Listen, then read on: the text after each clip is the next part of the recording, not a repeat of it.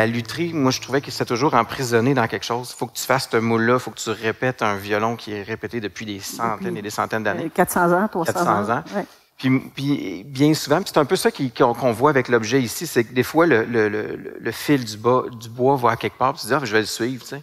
À partir du moment où moi, je me rapprochais à faire un instrument dans mon cours qui se rapprochait le plus possible de Stradivarius, ben il y avait Félix de l'autre côté qui tentait le plus possible de s'en éloigner. Tu sais.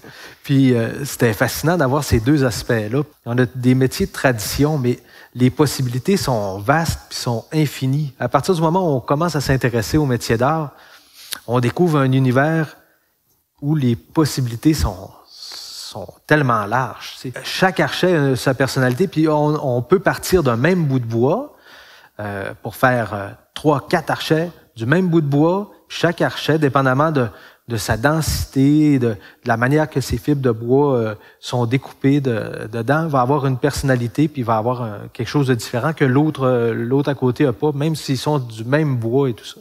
Ce que tu nous dis, c'est que quand un musicien joue, ça bouge plus qu'on oui, absolument. que ce qu'on peut voir à l'œil nu là. Puis la position de ce petit bout de bois là fait toute la différence du monde. Tu tasses ce truc là d'un demi-millimètre, puis moi j'ai toujours comparé d'une manière un peu philosophique à la position de la Terre dans notre système solaire. Tu décales la Terre de je sais pas combien de centaines de milliers de kilomètres par là, puis là tu viens d'enlever peut-être la moitié des mammifères sur Terre. Tu sais. On part d'une base qui est très traditionnelle, tu sais, dans des métiers de tradition, puis que très manuel.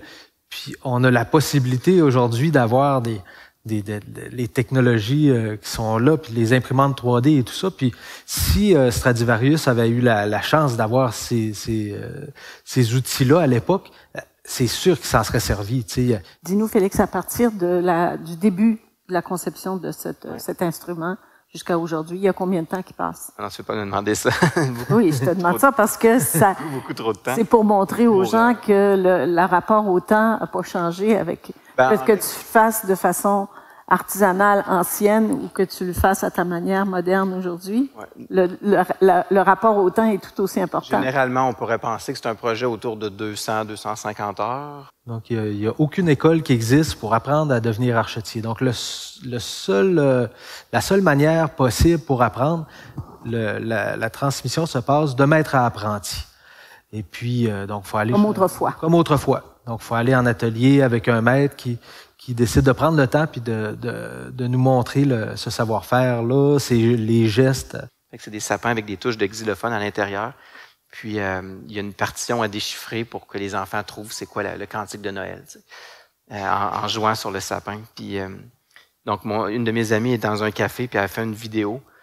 Puis, tu le vois, c'est l'enfant qui tire sur le bras de son père, puis son père qui est en train de s'acharner à découvrir la pièce. C'est l'enfant qui est comme, je vais être en retard à l'école, je vais être en retard à l'école. Tu sais. Il y a un équilibre des forces, il y a énormément de tension sur les cordes, puis il y a énormément de tension sur une pièce qui a 3 mm en violon.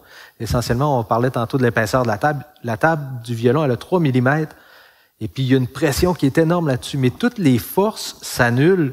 Ça fait en sorte qu'un instrument comme un violon de Stradivarius va être encore joué aujourd'hui après 350 ans et plus, 375 ans.